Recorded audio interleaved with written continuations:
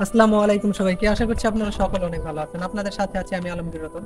আজকে আমি আছি কুমারপুর দ্বিমুখী উচ্চ বিদ্যালয়ে। তো বেশি সময় নষ্ট না করে চলুন শুরু করা যাক আজকের ভিডিওটি।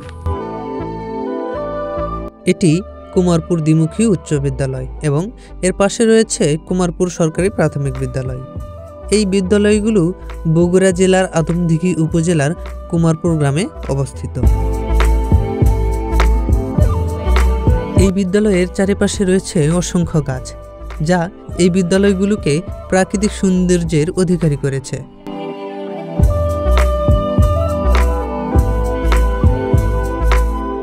এখানে প্রাথমিক ও মাধ্যমিক দুই বিদ্যালয় রয়েছে।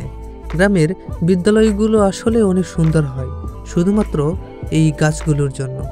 দেখতে পাচ্ছেন আশেপাশে কত সুন্দর গাছপালা রয়েছে আর কত সুন্দর লাগছে এই জায়গাটি।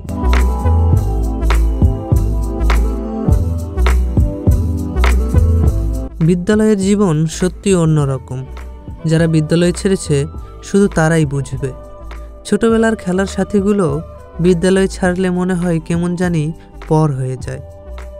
কথাটা মাথার উপর দিয়ে গেল, তাই না?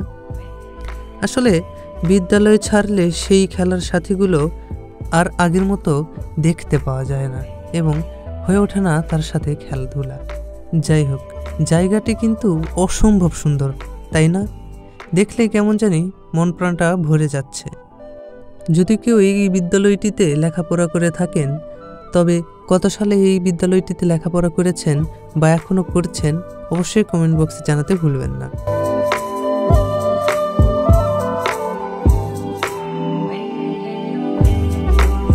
এই কুমারপুর বিদ্যালয়ের মাঠে প্রতিনিয়ত খেলাধুলা হয়ে থাকে, বিশেষ করে ফুটবল, যা প্রায় প্রতিদিনই হয়ে থাকে এই মাঠটিতে।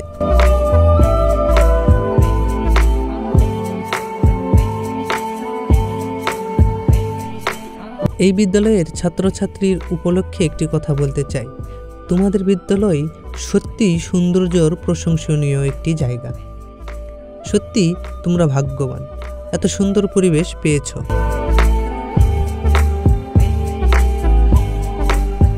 এই বিদ্যালয়ের কোনো শিক্ষার্থী যদি আমার ভিডিওটি দেখে থাকেন, তবে এই ভিডিওটি দেখার পর আপনার অনুভূতিটা কেমন ছিল অবশ্যই কমেন্ট বক্সে জানাবেন এবং আলমগীর রতন অফিসিয়াল এই পেজটি ফলো করতে ভুলবেন না।